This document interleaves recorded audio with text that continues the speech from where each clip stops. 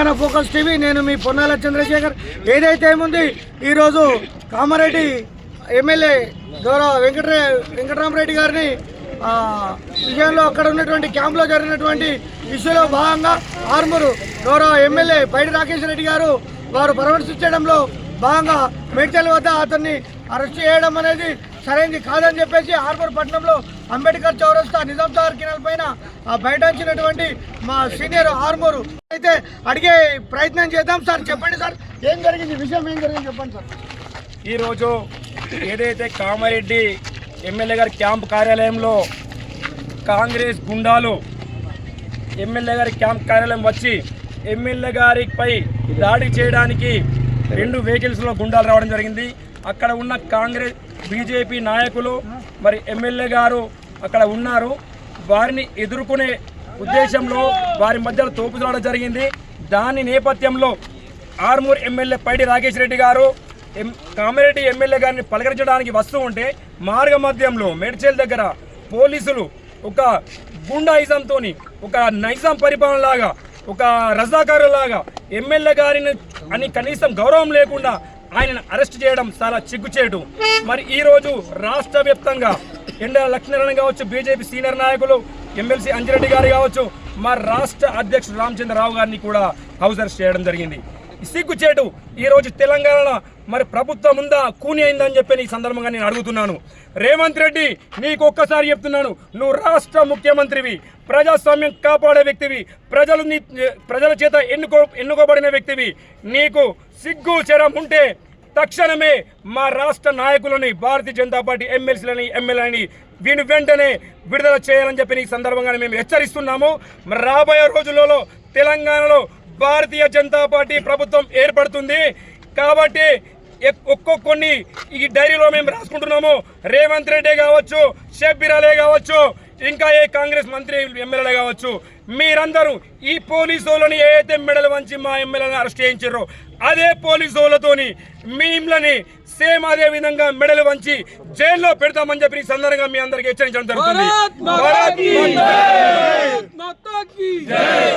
అదేవిధంగా సీనియర్ నాయకులు గౌరవ శ్రీనన్న గారిని అడిగే తెలుసుకునే ప్రయత్నం చేద్దాం. సార్ చెప్పండి సార్.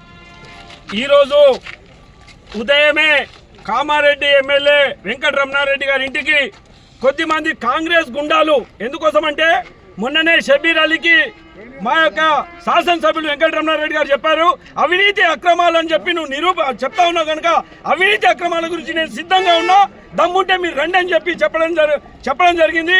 కానీ అవినీతి అక్రమాలు నిరూపించలేక ఈరోజు ప్రొద్దున్నే ఉదయమే కొద్దిమంది కాంగ్రెస్ గుండాలు ముఖ్యమంత్రి ప్రోత్సాహంతో మరియు ఆ యొక్క షబ్బీర్ అలీ ప్రోత్సాహంతో ప్రత్యేకంగా వెంకటరమణారెడ్డి గారి ఇంటికి వెళ్ళి దర్జాని చేయడానికి ప్రయత్నిస్తూ ఉంటే భారతీయ జనతా పార్టీ నాయకులు అడ్డుకోవడం జరిగింది. ఈ భారతీయ జనతా పార్టీ నాయకులు కార్యకర్తలకు లేకుంటే శాసనసభ్యులు వెంకటరమణారెడ్డిని హత్య చేసే పరిస్థితి ఏర్పడతా ఉంది.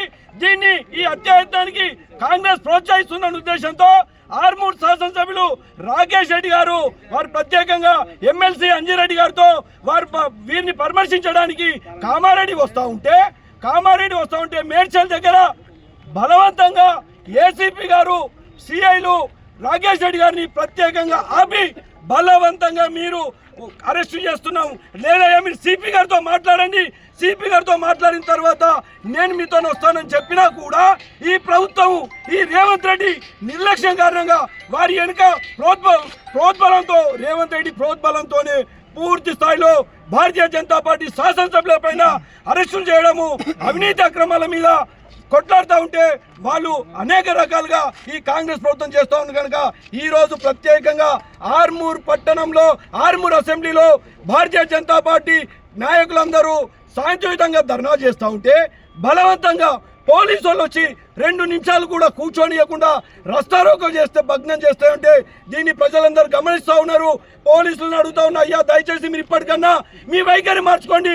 5 సంవత్సరాలకు ఒకసారి వస్తుంటారు పోతుంటారు, కానీ దయచేసి మీరు కాంగ్రెస్ జెండాలు వేసుకునే పరిస్థితిగా, కాండ్వాలు వేసుకునే పరిస్థితి దయచేసి మీరు మార్చుకోండి.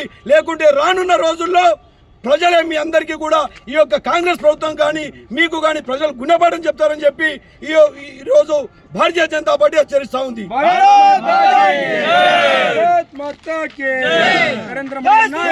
తెలంగాణ ఫోకస్ టీవీ, నేను మీ పొన్నాల చంద్రశేఖర్, కెమెరామ్యాన్ నేరస్తు.